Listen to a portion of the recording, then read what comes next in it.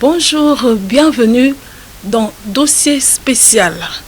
Dossier spécial, aujourd'hui, c'est aussi spécial. Spécial pourquoi? Peut-être vous posez des questions du genre, il est où les présentateurs habituels de l'émission? Il est là. Il a l'habitude de répondre à vos préoccupations. Aujourd'hui, il va répondre aussi à nos préoccupations.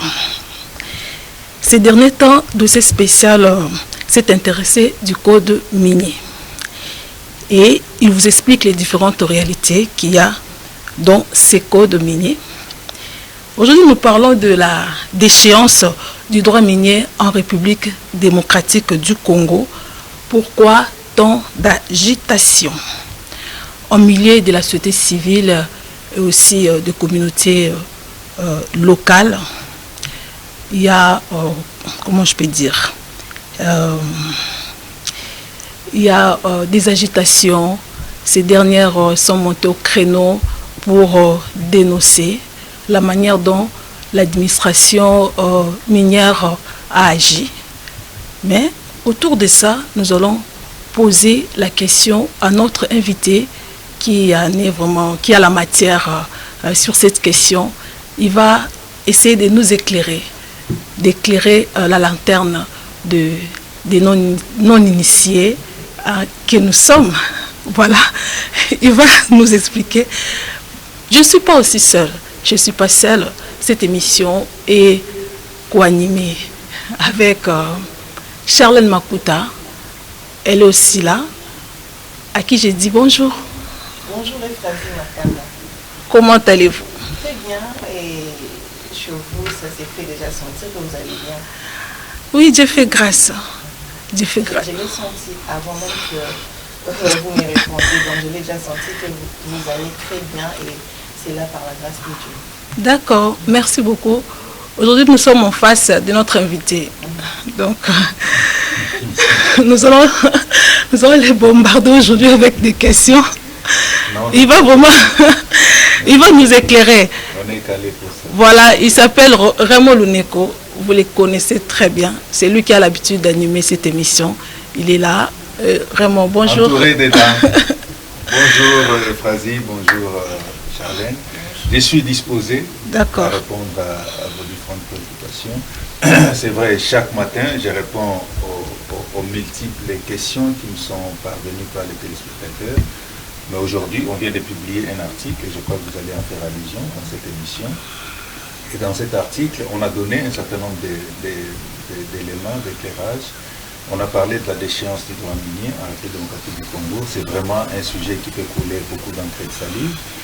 Et nous nous sommes dit pourquoi ne pas donner de la lumière, comme vous l'avez dit, auprès à la fois des non-initiés et des initiés. Quand je parle des non-initiés, c'est-à-dire des personnes qui ne sont pas très intéressées par la question minière, des initiés, c'est-à-dire des personnes qui suivent de près la question de l'administration minière ou des questions minières, que ça ne paraisse pas flou, parce que généralement, quand on parle d'initiation ici, en République démocratique du Congo, on fait seulement allusion gris-gris. Voilà. Donc c'était plus dans ce sens-là, et d'où je suis vraiment disposé à répondre à toutes les questions. C'est un travail scientifique qu'on a eu à produire, et nous attendons vos préoccupations pour que nous puissions vraiment éclairer les téléspectateurs qui nous suivent, non seulement les téléspectateurs, également la société civile, parce que dans ce travail, j'ai vraiment tapé la société civile. Je peux pas m'imaginer une société civile qui suit de près la question minière, mais qui a du mal à comprendre qu'une entreprise dont les droits miniers est déchu ne peut pas s'agiter. Parce que tout est prévu dans les codes. La procédure est prévue dans les codes. En cas de déchéance de votre droit, qu'est-ce que vous allez faire? Il ne faut pas passer dans les médias. Il ne faut pas vous agiter. Suivez la procédure de bout en bout. Et si vous avez gain de cause, on vous donnera gain de cause. C'est vraiment ça, les différents éléments que j'ai pu donner pour éclairer la lanterne de tout le monde. Et je suis à votre disposition. D'accord. Avant d'entrer dans les vifs du sujet, je voudrais un peu que nous puissions revenir en arrière, expliquez-nous un peu les raisons de cette déchéance. Pourquoi la déchéance? Bien, alors avant même d'expliquer les raisons de la déchéance, je dois vous aider et aider tous nos téléspectateurs à comprendre c'est quoi un droit minier. Okay. Peut-être quand on parle des droits miniers, beaucoup de personnes croient que c'est un cours qu'on donne à l'université ou qu'on donne dans la faculté des droits. Non. Un droit minier, c'est tout simplement des prérogatives qu'on vous donne, des privilèges qu'on vous donne. C'est-à-dire, l'administration minière, l'État congolais vous donne un certain nombre de privilèges, vous donne un certain nombre d'avantages. Les privilèges pour faire quoi? Pour faire la recherche et pour faire l'exploitation. C'est-à-dire, la première phase de ces privilèges, vous devez faire de la recherche. Et la deuxième phase de ces privilèges, vous devez faire l'exploitation. Et la recherche et l'exploitation vous donnent ce qu'on appelle un droit. Et ces droits, ça s'appelle les droits miniers. Donc, à chaque fois qu'on parle des droits miniers, mettez-vous en tête qu'on ne parle pas des histoires qui descendent du ciel. Non, on parle de la recherche et de l'exploitation minière. Mais du côté recherche, vous avez un seul titre. Mais du côté exploitation, vous avez l'exploitation proprement dite, vous avez l'exploitation des rejets et vous avez l'exploitation des petites mines. Ce sont là les 4 composantes d'un droit minier, c'est-à-dire la recherche, l'exploitation des rejets et l'exploitation des petites mines. L'ensemble vous donne un droit minier. Et maintenant, ces droits miniers, on peut vous l'arracher, c'est ça la déchéance. C'est-à-dire vous êtes déchu, c'est-à-dire l'État congolais s'est dit, bon, ce monsieur ici, je lui ai donné un droit, c'est-à-dire ses privilèges et ses avantages, mais il ne fait rien. Il ne respecte rien. Je peux déchoir cette personne-là. Et d'où, si vous lisez avec moi l'article 286, dont on a fait allusion dans l'article, on vous dit ceci. Sont considérés, là on parle des manquements, n'est-ce pas? C'est-à-dire des manquements aux obligations administratives et sociales. Et après, il y aura des sanctions. Dans la tête du législateur congolais, il y a des manquements qui sont imputés dans les chefs de l'entreprise minière qui a les droits miniers. Parmi les manquements, on vous dit 1. Les non-paiements des droits superficiels annuels par cas. N'est-ce pas? Deuxième manquement, les défauts de commencer les travaux dans les délais légaux. Et troisième manquement, les défauts de correction dans un délai de 60 jours. Quatrième manquement, les non-respects des engagements vis-à-vis des obligations conformément au chronogramme repris dans les cahiers des charges. Ce sont là les manquements. Si dans les chefs de l'entreprise minière, l'administration minière constate ces manquements, parce que ces différents manquements-là, c'est à la fois des obligations pour l'entreprise minière. C'est-à-dire, face à ces obligations, si vous n'arrivez pas à vous acquitter de ces obligations, lesquelles obligations ne sont pas facultatives, mais ce sont des obligations cumulatives, c'est-à-dire manquer à une seule de ces obligations, automatiquement votre droit est totalement disqualifié. C'est un peu ça l'objet qui fera même les socles de notre émission de ce matin. D'où il y a des conditions pour que l'administration minière puisse déchoir un titulaire de son droit minier, et on donne également la possibilité aux titulaires du droit minier dont le droit est déchu de faire une procédure, et c'est autour de ça que nous allons échanger dans cette émission. Je suis à votre disposition. D'accord. En vous entendre parler, là vous voulez dire que ce qui a occasionné la déchéance, c'est parce que ces organisations ou ces sociétés minières ne se sont pas acquittées à leurs obligations. Je reste dans les codes. Et moi, j'ai toujours dit dans l'émission de ces spéciales, moi, je suis du côté de la législation minière. Je ne suis ni du côté de la société civile, ni du côté de... Vous êtes indépendant. Je suis totalement indépendant. Au milieu du village. Totalement au milieu du village, pas comme une grande chaîne nationale. Moi, je suis vraiment au milieu. Vous êtes neutre. Neutre. Mais on dit que la neutralité n'existe pas. Moi, je suis neutre. Neutre n'existe pas, moi, je le suis. Une question pertinente. Mais, Ephrasie, les codes, c'est ça les cadres légaux que nous avons en République démocratique du Congo.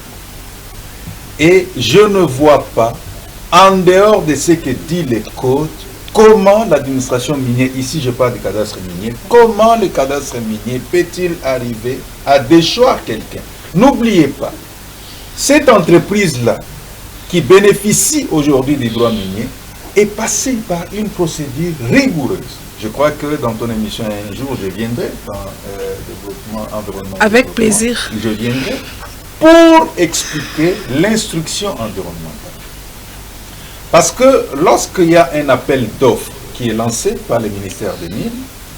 L'appel peut être ouvert ou restreint. Il y a des entreprises qui viennent soumettre à l'appel d'offres. Et on retient, ça peut être une ou deux entreprises qui viennent concourir à cet appel d'offres. Et l'entreprise qui sera retenue va soumettre un certain nombre de documents exigés par les codes. Les documents que vous soumettez doivent passer par 3 phases d'instruction. Vous avez l'instruction cadastrale, vous avez l'instruction technique et vous avez l'instruction environnementale. Dans l'instruction technique, là c'est la direction des mines qui vient évaluer les capacités financières de l'entreprise. Est-ce que cette entreprise qui vient, elle n'est pas aventurière ou quoi? Dans l'instruction cadastrale, on va examiner l'appel d'offres. C'est vrai, notre ami veut exploiter par exemple à Maluku. Est-ce qu'il n'y a pas empiètement entre Maluku et Ntseli? Là, c'est le cadastre minier qui va examiner pour vous mettre à l'aise et pour travailler. Dans l'instruction environnementale, ça c'est une grande instruction parce que là, on va vous demander au-delà du fait que vous devez avoir l'EIS, que vous connaissez, l'étude d'impact environnemental et social, vous devez présenter également les PG, c'est-à-dire les plans de gestion environnementale et sociale, et en plus, vous devez présenter les PAS, c'est-à-dire les plans d'atténuation et de réhabilitation. Ce sont les documents sur lesquels l'Agence congolaise de l'environnement va statuer dans l'instruction environnementale, la direction chargée de la protection environnementale minière va statuer également, et les fonds de protection et des services sociaux va également statuer les différents documents. C'est-à-dire cette personne qui est passée par toutes ces phases-là, vous ne pouvez pas du matin au lendemain vous réveiller, vous dire on vous déchoit de votre droit minier. Non! L'entreprise a payé les différents droits dans toutes ces phases. Et vous pensez que cette entreprise va se laisser faire? Et vous pensez que l'administration va se réveiller un matin pour dire, bon, à partir d'aujourd'hui, vous n'avez plus les droits d'exploiter, vous n'avez plus les droits de faire les recherches? Non! Si ces entreprises sont montées au créneau pour dénoncer la manière de faire de l'administration minière, est-ce qu'elles ont tort? Est-ce qu'il n'y a pas quelque chose qui cloche là-dessus? Je suis d'accord avec vous, mais moi je me pose la question, est-ce que les entreprises dont les droits miniers sont déchus, est-ce qu'elles n'ont pas connaissance de la procédure prévue dans les codes? Je suis en train de chercher avec vous, je crois, l'article 197. Nous allons lire cet article ensemble et vous allez voir qu'il y a une procédure qui est prévue. Je peux même vous le dire en tête. Est-ce que vous êtes convaincu que ces entreprises n'ont pas respecté la procédure? Et moi, je me dis, si et seulement si les entreprises ont respecté la procédure, elles n'ont qu'à nous brandir. Par exemple, je vous dis, on vous dit qu'il faut payer les droits superficiels annuels par carré le premier trimestre de l'année. Chaque année, les droits superficiels annuels par carré doivent être payés. Je vous ai parlé des manquements, n'oubliez pas, les différentes sortes de manquements dont je parle. Ces droits superficiels doivent être payés le premier trimestre. Dans l'année civile, le premier trimestre commence quand? On est janvier, février, mars. C'est ça le premier trimestre, n'est-ce pas? Vous devez payer. Et lorsque vous irez payer au guichet du cadastre minier et on va vous remettre quoi? Une quittance. Ici, j'ouvre une parenthèse. Les droits superficiels annuels par carré, c'est un impôt. Je dirais mieux, c'est une taxe, parce qu'il y a une différence entre taxe et impôt. C'est vrai, tous sont des prestations pécuniaires, mais il y a une différence. Parce que dans l'impôt, il n'y a pas de contrepartie exigée. Mais dans la taxation, dans la taxe, il y a une contrepartie. C'est-à-dire, quand je paye la taxe, vous me donnez la quittance. N'est-ce pas? Et ça veut dire les entreprises dont les droits miniers sont déchus ont une quittance. On est d'accord? Est-ce qu'on ne peut pas nous prendre cette preuve-là pour dire, mais comment on peut me déchoir de mon droit alors que moi je paye les droits superficiels annuels par carré? Voici la preuve. Pourquoi jusque-là, en suivant les débats, je n'ai pas vu une entreprise qui vient pour dire, bon voilà, moi je suis victime et voilà la quittance. Moi je n'ai pas vu. Deuxièmement, avant même qu'on puisse passer à la déchéance, les cadastres miniers doivent notifier au titulaire. Ça c'est la première procédure. On doit notifier. Si Euphrasie, c'est l'entreprise minière, on va vous dire, messieurs, on vient de constater que le premier trimestre vient de passer, vous n'avez pas encore payé les droits superficiels annuels par carré. On vous notifie. Et on vous donne un délai de 30 jours pour que vous puissiez réagir à la notification. Et après la notification, qu'est-ce que le cadastre minier va faire? Le cadastre minier doit publier la liste de toutes ces entreprises qui n'ont pas payé les droits superficiels annuels par carré. On publie la liste. Si on est à l'intérieur, dans les médias de l'intérieur, on doit, par la voie de la presse, on doit publier. Et il y a un bureau au niveau du cadastre minier où il y a une salle, on publie également la liste. Et on demande aux entreprises d'aller vérifier si leur nom ne se trouve pas sur la liste. N'est-ce pas? C'est après cela qu'on va donner la possibilité maintenant aux entreprises de présenter leurs moyens de défense. Vous devez vous justifier. On veut vous déchoir. Justifiez-vous. Pourquoi vous ne payez pas? Et le code est clair, l'article 197 est clair, on vous dit, on donne même la possibilité aux entreprises de présenter leurs cas de force majeure. Parmi les cas de force majeure, vous pouvez dire, si je n'ai pas payé parce que j'ai connu par exemple un incendie, l'incendie a fait que je ne puisse pas venir payer. Et vous devez prouver que vous avez connu un incendie avec des photos et ainsi de suite, avec les différents rapports. Mais je n'ai pas vu. Quand j'ai lu les différentes déclarations qui sont faites, je ne vois pas une disposition qui est prévue, laquelle disposition l'entreprise s'est appuyée pour dire « moi je n'ai pas fait ceci parce qu'il y a ceci ». Je n'ai pas vu. Oui, aujourd'hui nous voyons ces entreprises-là déchues de leurs droits miniers, passer par les médias, les réseaux sociaux pour faire leurs déclarations. Quelle serait la voie légale à suivre? La voie légale, c'est ce que je suis en train de vous dire.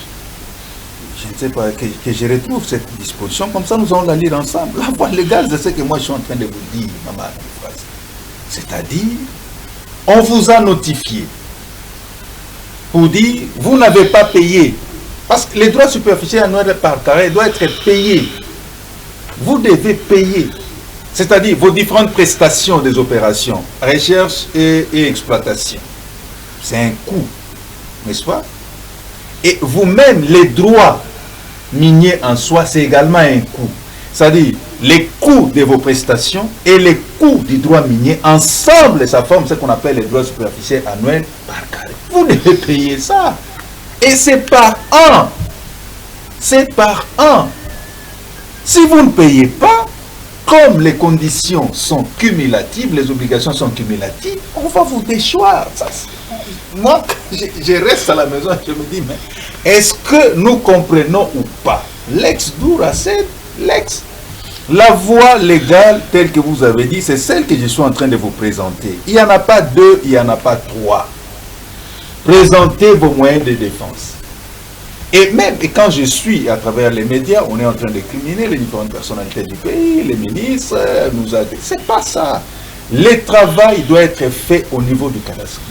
Si vous présentez vos moyens de défense, ces moyens de défense doivent également passer par l'instruction cadastrale.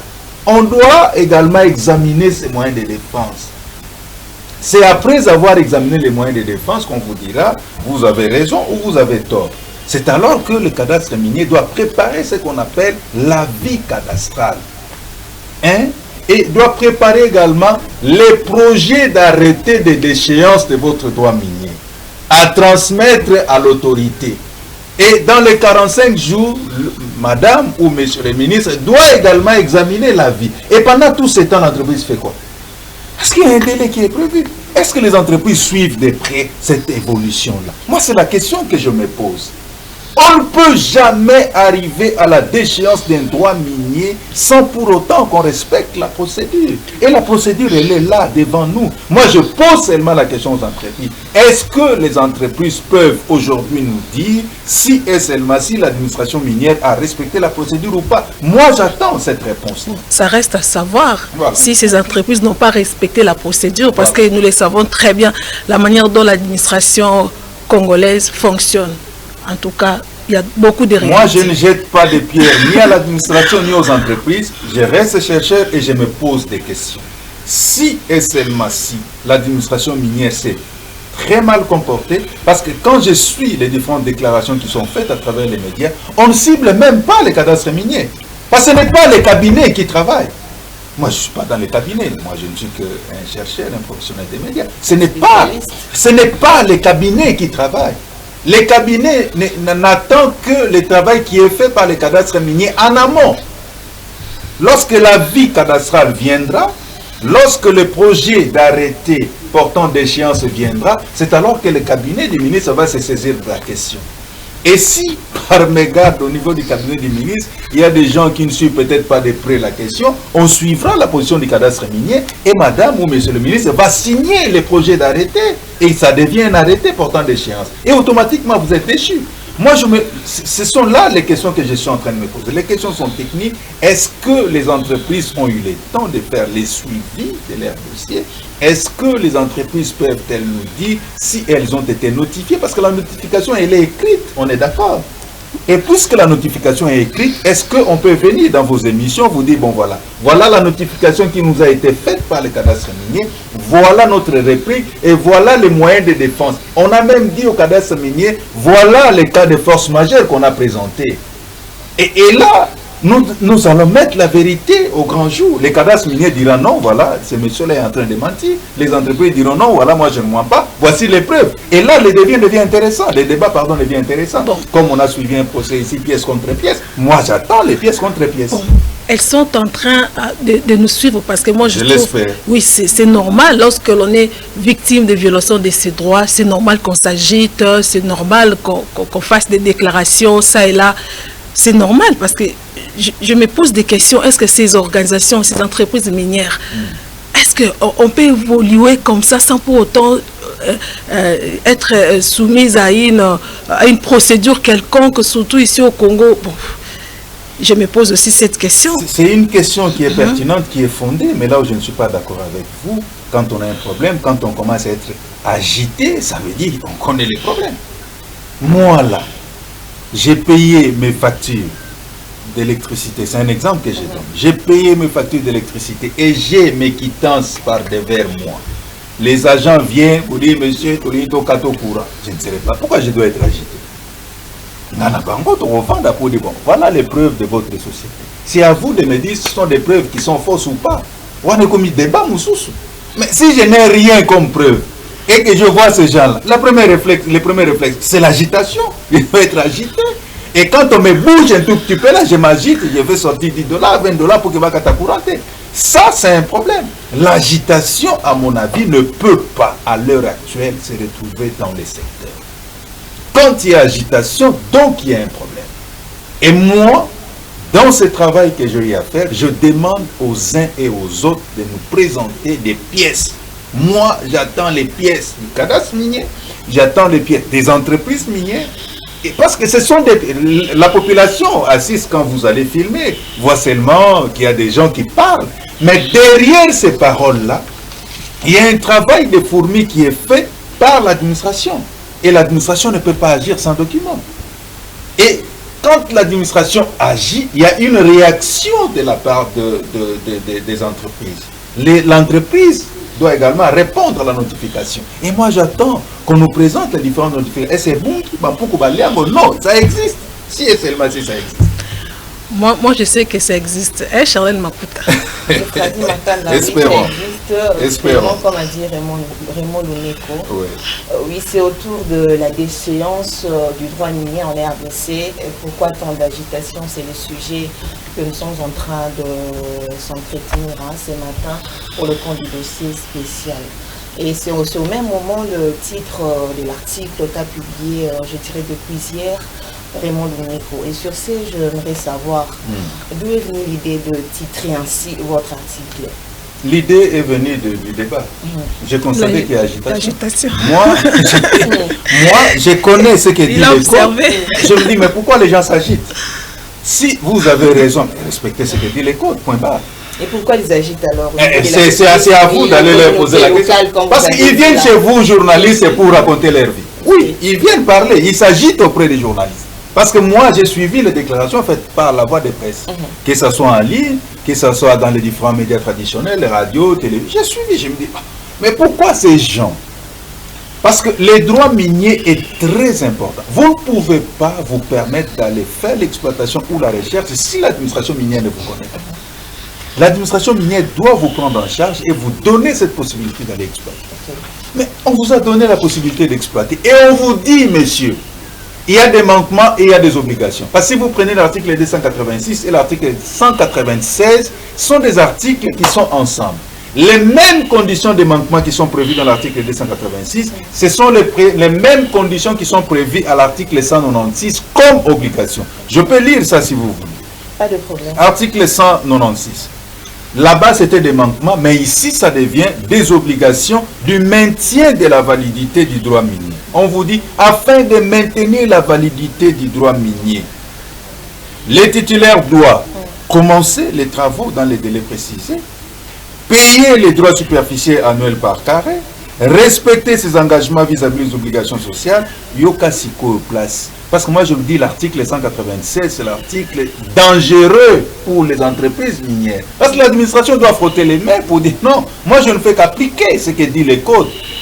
Suivez bien, à défaut de remplir l'une ou l'autre de ses obligations, le titulaire est déchu de son droit en application à la procédure prévue aux articles 286. Je vous ai parlé de la procédure prévue. Et la procédure, elle est simple. Vous êtes déchu, mais on doit vous notifier. Ça, c'est la première étape. On vous notifie pour dire, monsieur, attention, vous n'avez pas payé au premier trimestre votre droit superficiel annuel par carré. OK? Deuxièmement, on doit publier la liste de toutes les entreprises qui n'ont pas payé. Dans la notification, vous savez, si et seulement si vous avez la connaissance du code minier, vous savez que le fait de vous notifier que vous n'avez pas payé les droits superficiels annuels par carré, on doit publier la liste, à la fois par la voie de presse et à la fois au niveau de la salle d'information du cadastre minier. Et troisièmement, après avoir publié la liste, on va également rendre officiel par les différents créneaux pour vous dire, messieurs, attention, bientôt là, vous serez déchus de vos droits. Mais on donne également la possibilité, ça c'est la procédure, la possibilité aux entreprises de venir présenter les moyens de défense. Et on vous dit, les seuls éléments qui seront acceptés comme moyen de défense, c'est les cas de force majeure ou soit la preuve de paiement. La preuve de paiement, je vous ai dit, c'est la quittance. Est-ce que vous avez la preuve de paiement? Est-ce que vous avez les cas de force majeure qui vous ont empêché de faire X ou Y chose pour payer? Venez présenter. Si vous n'en avez pas, vous allez vous agiter. Lorsqu'une entreprise est déchue, quelles sont les démarches à entreprendre pour rentrer dans ses droits? Oui, mais je vous ai dit, si vous avez lu l'article, j'ai dit c'est la première partie. Okay. Là où vous voulez me faire sortir les histoires de la deuxième partie de mon article, parce que la deuxième partie sort la semaine prochaine. Mais on signale également à nos téléspectateurs que ça c'est la première partie. Ça c'est la première partie de l'article, parce que la deuxième partie, je vais revenir sur un certain nombre d'éléments prévus dans les règlements miniers. Parce que si je suis seulement dans les codes, parce que le règlement minier prévoit un certain nombre d'éléments qui pouvaient déjà alerter les entreprises. Voilà pourquoi je me dis, je ne donne pas la faute aux entreprises, mais je me dis quelque part, il y a un problème. Et lequel problème je dois, si vous le permettez, dénoncer ça dans la deuxième partie de mon article. Vous avez... je suis en colère. Je ne tolère pas que vous puissiez laisser ma question en suspens. Je ne laisse pas la... Mais sauf que vous allez vider la deuxième partie. Vous pouvez quand même flasher quand même, vous donner juste... On va également avoir la réponse à cette question. Non, attendez. Est-ce que vous pensez vraiment que le législateur congolais peut seulement déchoir quelqu'un et lui laisser dans la rue? Non. C'est-à-dire... Il y a la sanction. Elles sont nombreuses, les différentes entreprises qui sont dessus. Plus ou moins 35, c'est beaucoup. Parce que quelque part, c'est les trésors publics qui paient. Moi, je ne serais pas d'accord que les trésors publics puissent payer, n'est-ce pas? Mais aussi, pour répondre à votre question indirectement, je disais que le législateur ne peut pas seulement déchoir sans pour autant ouvrir des voies de recours à cette personne.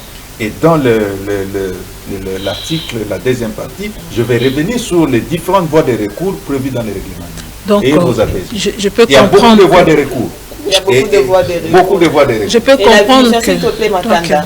Et la vision, lorsque vous rédigez un tel article, vous l'avez rédigé avec quelle vision, avec quel objectif?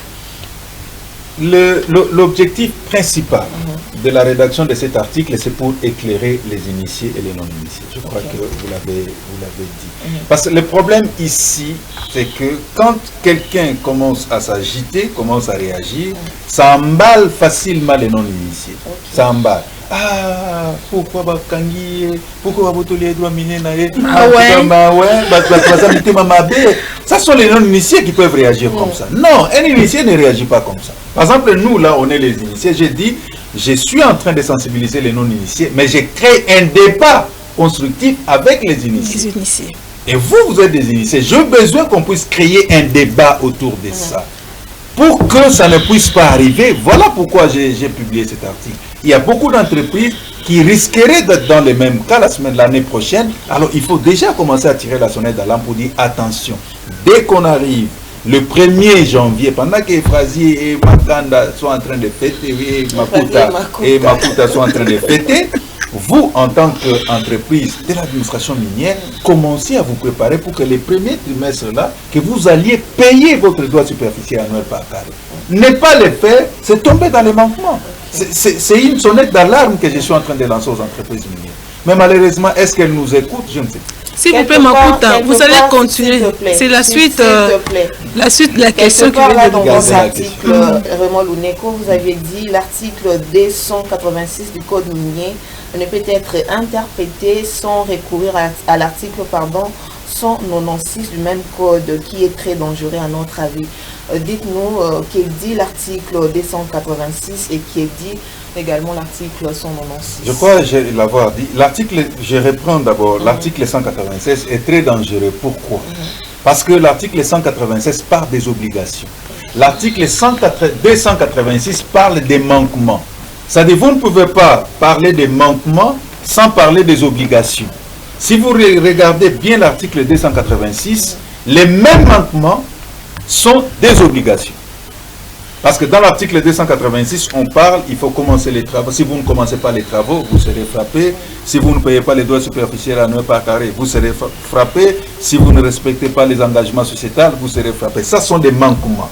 Okay. Et si au niveau de l'article 286. Okay. Mais si vous regardez maintenant l'article 196 ou 196, les mêmes manquements là-bas deviennent des obligations. Okay. Est-ce que je me fais comprendre? Oui. Voilà. On dit, enfin, ces obligations-là, c'est pour vous permettre de maintenir la validité de votre droit minier. N'oubliez pas, quand je parle de droit minier, vous comprenez de quoi je fais allusion.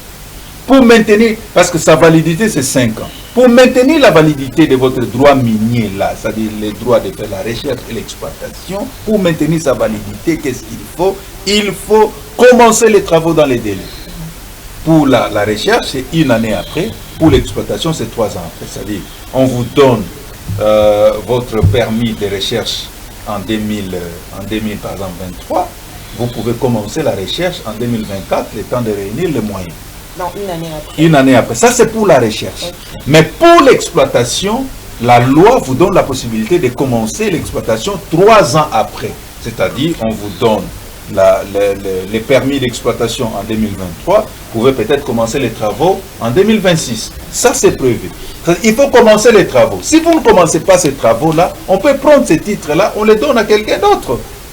Ce sont des conditions prévues. Mais j'ai dit l'article 196 est dangereux. Pourquoi? Parce qu'on vous dit, à défaut de remplir l'une ou l'autre des obligations, les titulaires, c'est-à-dire l'entreprise, est déchue de son droit. C'est clair. Bon, je ne sais pas, je dois parler français facile ou Toloba Ndengenin Makanda. Essayez d'expliquer un peu. Oui, si je vous comprends. C'est clair. Si, parce qu'on vous dit les conditions ou les obligations ici sont cumulatives, Maman Charlène. Elles ne sont pas facultatives. C'est-à-dire, non, c'est cumulatif. C'est-à-dire, si vous ne remplissez pas une de ces obligations-là, automatiquement, votre titre-là est déchu. Et les entreprises le savent. Si je vous comprends très bien, la déchéance est faite de manière légale et aussi à la lumière du code minier. Vous avez écrit un article. Ça veut dire que vous avez fait des recherches? Oui. Oui. Les entreprises là, dont on a retiré le droit minier, est-ce que vous êtes sûr que l'administration minière avait vraiment respecté la procédure, notifié, publié la liste? Vous avez vu les noms de ces entreprises-là publiés et puis les entreprises ont été notifiées? Ça, c'est la question à poser à l'entreprise. Franchement, c'est vraiment la question qu'il faut poser à l'entreprise. Parce que moi, je ne peux pas comprendre. Ça, on doit être clair. Je ne peux pas comprendre. Moi, qui est auteur de mes droits, au nom de quoi l'administration minière peut se permettre de me retirer mes droits de façon cavalière? Au nom de quoi? Au nom de quoi? Si et seulement si on me reproche de ne pas avoir payé les droits superficiels annuels par carré, je dois présenter ma quittance. Parce que quand vous dites que vous êtes sûr Ici, ce n'est pas question d'assurance. Vous basez de la loi, oui. On sait très bien, nous le savons très bien que les textes en RDC, oui, on a des textes dans des lois, mais ces textes souffrent d'application. Est-ce que vraiment les codes là que vous venez de nous lire là, les codes là, les dispositions reprises là-dedans sont respectées? Je suis totalement d'accord avec vous. L'administration minière, c'est une administration, pardon, j'ai dit, le secteur minier, c'est un secteur qui est très sensible. Je crois l'avoir dit même dans l'article. Si il y a beaucoup de secteurs en République démocratique du Congo, la particularité du secteur minier, c'est que les entreprises et l'administration minière respectent à la lettre tout ce qui est écrit dans les codes et les règlements miniers. Ça, j'ai le témoignage de ça. Tout ce qui est écrit dans les codes, tout ce qui est prévu dans les règlements miniers sont respectés à la lettre par tout le monde. Voilà pourquoi, quand je parlais d'agitation dans mon article, je sais pourquoi. Parce que si, et seulement si les entreprises avaient raison, elles allaient rapidement nous brandir les différentes preuves. Rapidement nous brandir les différentes preuves. Et si, et seulement si, les entreprises, parce que c'est la ministre qui signe l'arrêté. Et la ministre ou les ministres, excusez-moi, parce que je ne parle pas de la personne qui est là aujourd'hui, c'est au terme du code et du règlement, on l'appelle autorité compétente. C'est elle qui est appelée à signer l'arrêté portant d'échéance. Je vous ai dit ici que l'arrêté qu'il doit signer doit provenir de quelque part. Ces projets proviennent de qui? Du cadastre minier. Un projet rédigé, soumis à l'autorité, mais l'autorité avant de signer doit poser des questions, maman Efrazi. Doit poser la question à l'administration. Est-ce que vous êtes réellement sûr que cette entreprise n'a pas respecté telle autre procédure? Oui, Excellence. Vous en avez des preuves? Oui, Excellence. Vous pouvez me brandir les preuves? Oui, Excellence. Parce que la conséquence, c'est qu'il y aura des procédures judiciaires sur le plan international. On brandit les preuves et l'autorité signe. Vous pensez vraiment qu'un ministre ou une ministre nationale peut s'hasarder de sanctionner une entreprise, que ce soit des droits congolais ou des droits étrangers, abusivement, sans pour autant s'attendre aux répercussions? Je ne pense pas. Je ne me suis même pas posé des questions. Je me suis seulement dit, cette agitation nous cache beaucoup de choses. Et moi, j'ai besoin de savoir pourquoi les gens sont tant agités, alors que la procédure, elle est claire. Si la procédure, elle est biaisée, mais vous savez dans quelle porte vous pouvez aller frapper pour recouvrer vos droits. Même si vous voulez seulement que je parle de mon article, de la partie D de mon article. Et souffrez que je puisse garder cela pour moi. Et on reviendra avec vous la semaine prochaine pour parler de la partie D, parce que là, je vais présenter les voies de recours et je vais davantage amplifier ce que dit le règlement minier. Donc, c'est possible de mettre fin à ces agitations? C'est possible de mettre fin aux agitations, mais actuellement, la personne qui frotte les mains, c'est l'administration minière. L'administration minière dit, bon, moi, le code m'a donné le plein pouvoir d'agir de la sorte. Mais vous avez les mêmes codes que nous. Réagissez par rapport à ce que le code dit. La seule possibilité actuellement, ce sont des voies de recours. C'est la seule possibilité. À moins que les voies de recours soient bien instruites. Si les voies de recours ne sont pas bien instruites, bon voilà, il y aura une décision finale et finie. Pour recouvrer ces droits miniers, il faut attendre 5 ans. Voilà. Et là, c'est la République qui paie. Raymond Luneko, lorsqu'il y a des c'est comme ça. Et lorsqu'il y a des séances d'une entreprise, je dirais minière, il n'y aura pas de répercussion sur le plan économique du pays? C'est ce que j'étais en train de dire. C'est-à-dire, ici, c'est également l'une de mes motivations. Okay. Parce que je me suis dit, ces entreprises travaillent pour le développement des communautés locales. Parce que ces entreprises embauchent des jeunes, ces entreprises créent des activités tout autour des sites miniers, ces entreprises construisent des centrales, ces entreprises font beaucoup pour le développement à la fois communautaire et le développement économique des contrées. Mais le fait de déchoir l'entreprise, il y aura des répercussions. Là, je suis totalement d'accord. Mais est-ce qu'on doit laisser quelqu'un qui ne veut pas payer les droits superficiels annuels par carré, on doit les laisser jouir de son titre? Moi, je dis aussi non. La loi est dure, mais c'est la loi. Parce que ici, vous voyez les droits superficiels annuels par carré,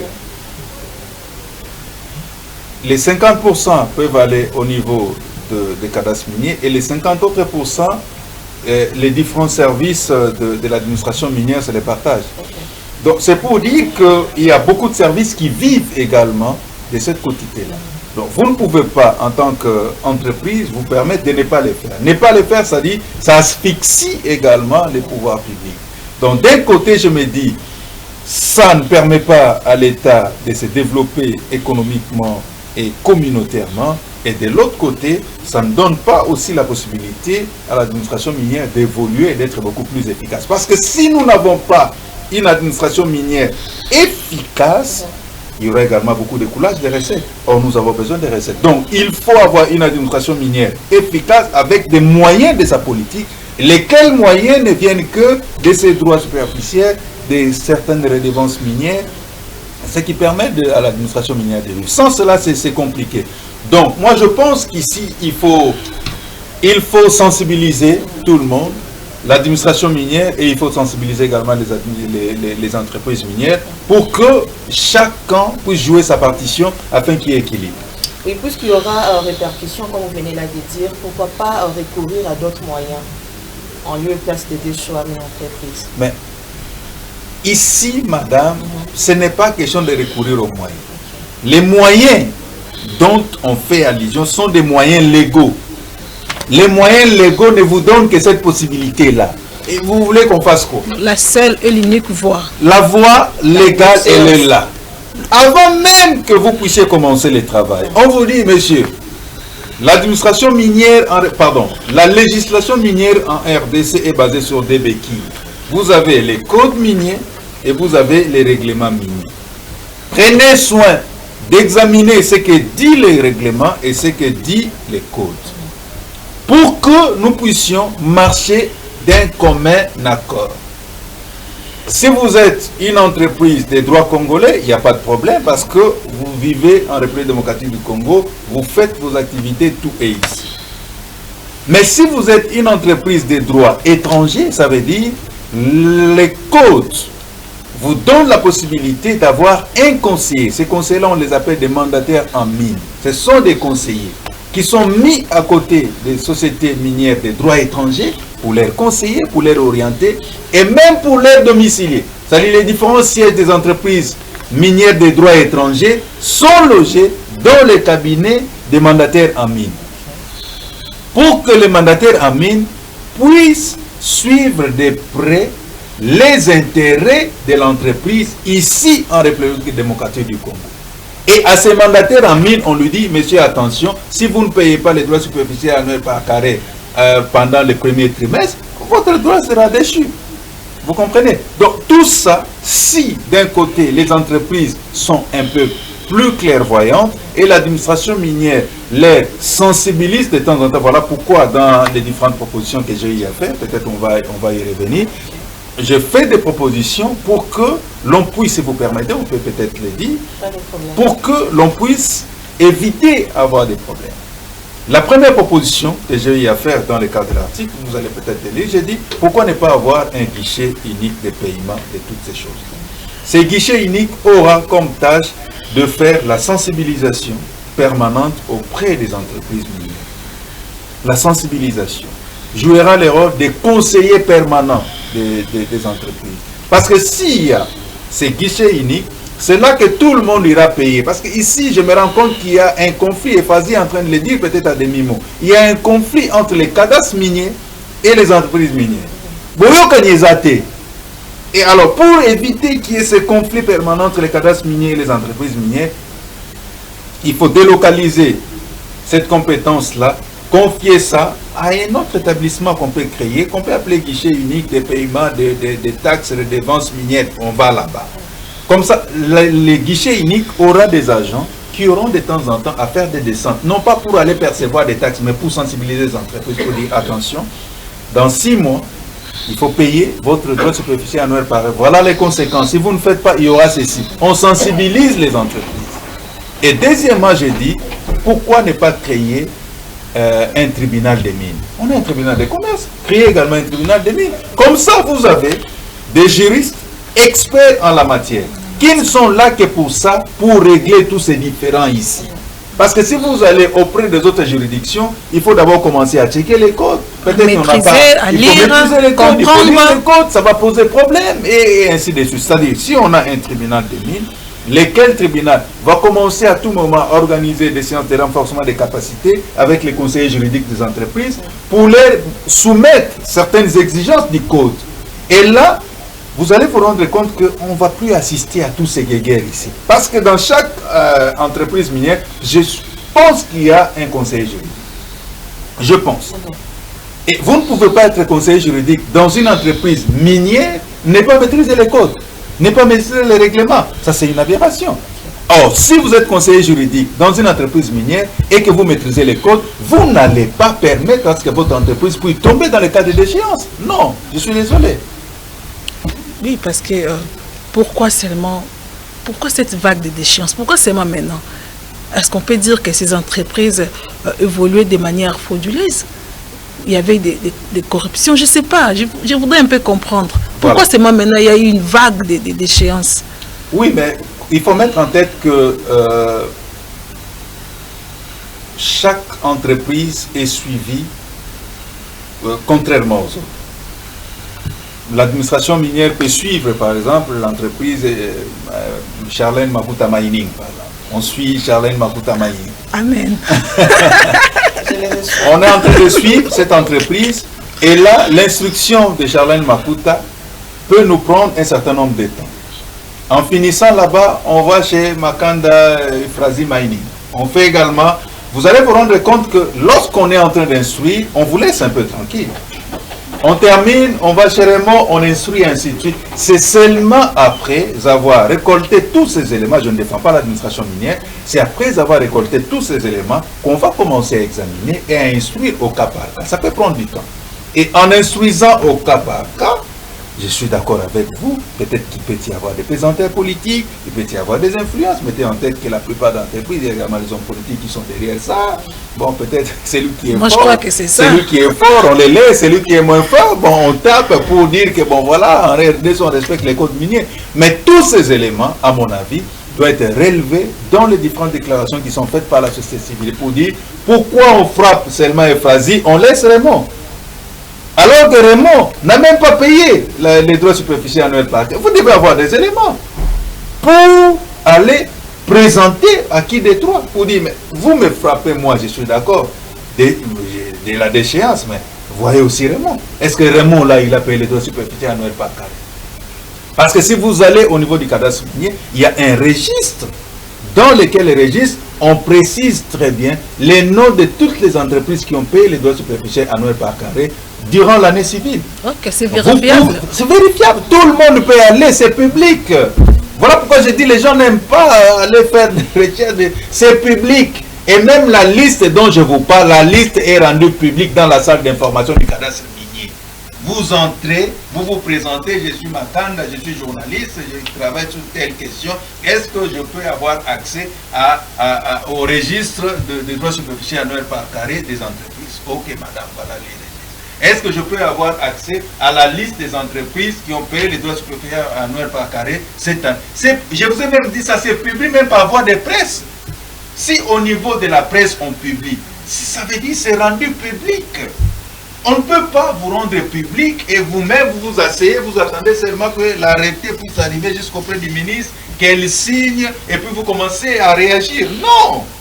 Voilà pourquoi j'ai dit il y a un goût sous roche et nous devons actuellement nous battre pour que les uns les autres puissent nous présenter les documents. Moi, ce que j'attends maintenant, ce sont des documents. Entreprise déchue, venez nous présenter la notification du cadastre minier, venez nous présenter la quittance où vous avez payé votre droit superficiel annuel par carré. Vous, cadastre minier, est-ce que vous les avez notifiés? Venez nous présenter vos notifications. Quand vous dites, oui, moi, c'est pas à moi, j'ai dit, parce que ces entreprises ont fait leur déclaration publique. Okay. passez par la même voie, la voie des journalistes, allez leur dire, bon voilà la notification faite par les cadastres miniers publiés. Voilà notre quittance que nous avons. Il fallait joindre aussi des pièces justificatives. Après l'émission, prenez le temps de checker dans vos moteurs de recherche, mettez seulement des champs pour minier RDC, vous allez voir la litanie des déclarations. Regardez dans toutes ces déclarations, nulle part on présente une disposition légale pour dire, bon voilà, nous on réagit à s'empouiller sur telle disposition du code, article tel du code minier, nous on ne peut pas nous déchoir parce qu'on a respecté, il n'y en a pas. J'ai pris le temps et le soin de dire, il n'y en a pas. Et moi je suis désolé. Et à qui la faute? La faute au rédacteur. Parce que moi je suis en train de vous présenter les dispositions. J'ai dit, lisez l'article 286, lisez l'article 196, faites la comparaison de ces articles et vous allez voir que l'administration minière, quelque part, elle a raison. Oui, parce que vous dites que les entreprises peuvent contredire ce que l'administration minière est en train de faire à la lumière du code minier? Je l'ai même dit, la déchéance à la lumière du code minier dans mon article. C'est à la lumière du code minier, pas à la lumière des déclarations faites dans les médias, je suis désolé. Vous dites qu'il y a l'anguille sous roche. Derrière ces différentes déclarations, qu'est-ce que vous voulez dire par là? Non, mais quand je dis il y a un goût sous roche, ça veut dire quelque part, d'un côté, les entreprises minières reconnaissent qu'elles sont fautives, mais bon, elles veulent tout simplement la pitié de la population. Pour que tout le monde dise, bon voilà, il faut avoir pitié d'eux, comme Macan des défenseurs ici sur le plateau, il faut avoir un peu pitié d'eux. Est-ce qu'il n'y a pas moyen, est-ce qu'il n'y a pas moyen de voir Bazongi Sabango? C'est un peu ça qu'on est en train de chercher. Or, la loi est dure. La loi, elle est très dure. Et si il n'y a pas un mot sur roche, présentez-nous les documents. Moi, c'est tout ce que j'attends. Et c'est un appel que je lance publiquement aux entreprises, à l'administration minière. Nous ne sommes plus à l'étape de faire des discours ni des déclarations. Les choses se sont faites de façon officielle et officiellement, il y a des notifications qui ont été faites. Alors, présentez-nous ces notifications. Qu'on nous les présente. On est prêt à faire des déclarations. J'ai même suivi la réaction de l'administration minière qui est en train de dire, mais tous ces gens-là sont dans les fautes. Je suis d'accord, mais ils sont dans les fautes sur base de quoi? Vous, entreprise, vous dites que vous avez raison. Sur base de quoi? Vous ne pouvez avoir raison que si vous avez payé.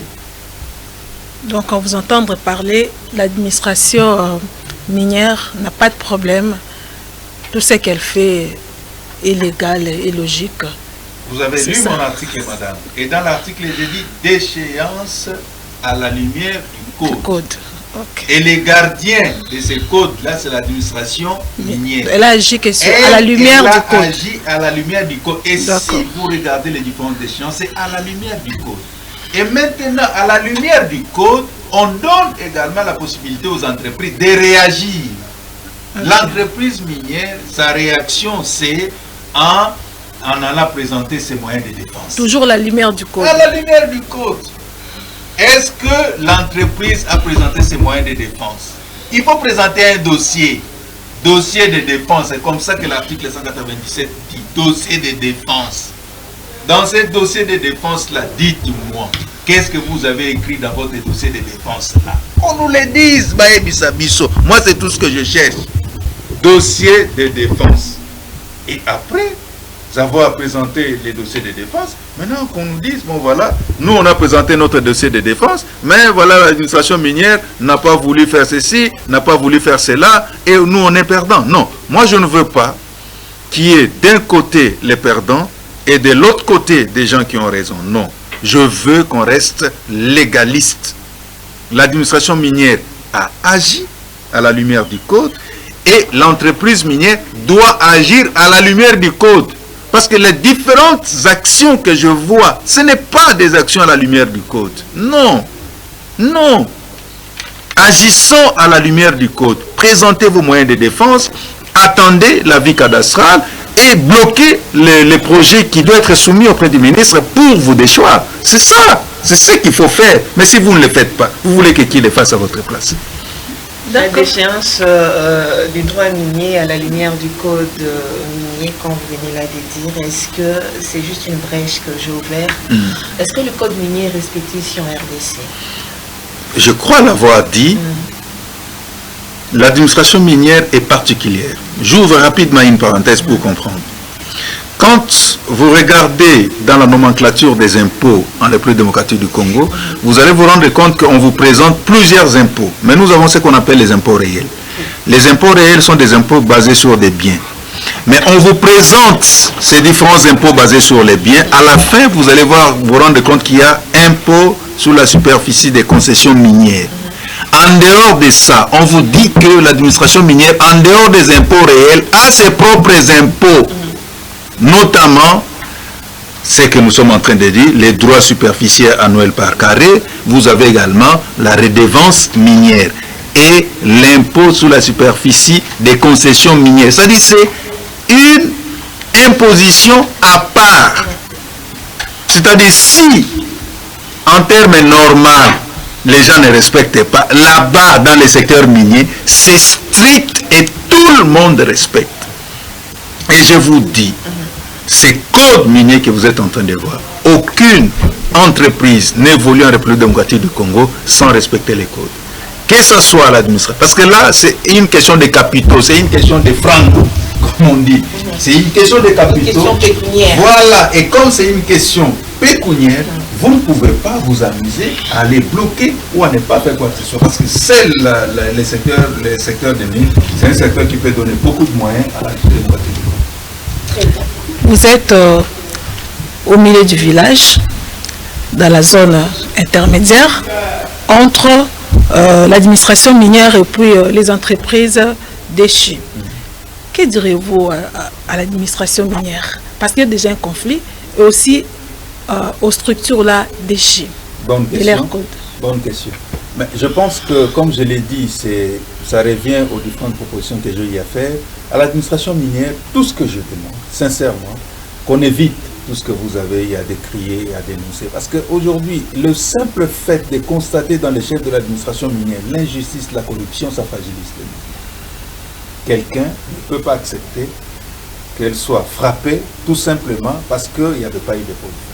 Ça, je ne suis pas d'accord avec vous. Vous restez rigoureux dans le respect du code, mais évitez tout ce qui est corruption, évitez tout ce qui est trafic. Dans les chefs de l'entreprise, s'il vous plaît, vous venez évoluer dans un secteur qui est très sensible. Parce que la République démocratique du Congo est soutenue au moins à 60-65% par les secteurs ici. Donc c'est un secteur qui est très sensible. Donc si vous venez investir dans ce secteur, mettez-vous en tête que vous êtes comme perché sur une montagne. Tout le monde vous regarde. Donc si vous n'agissez pas, tout le monde saura que vous n'avez pas agi. Et on viendra vous contraindre. Pour ne pas être victime des contraintes, la moindre des choses à faire, c'est de payer vos différents droits. Si vous les payez, vous aurez moins de soucis. Si vous ne les payez pas, vous aurez des soucis et puis nous allons assister à cette activité. Charlène Makuta, nous tendons déjà vers la fin. Hein.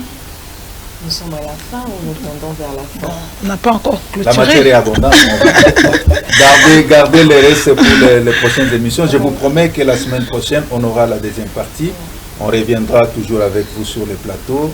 Et là, on va satisfaire Charlène qui revenait, qu'est-ce qu'on va faire, tout ça. On va présenter les moyens de recours, c'est prévu dans les codes. Et on va présenter également certaines exigences prévues dans les règlements miniers. Comme ça permettra à tout le monde de mieux comprendre. Je suis content du fait que, à travers le dossier spécial, les gens commencent à s'intéresser petit à petit au secteur minier.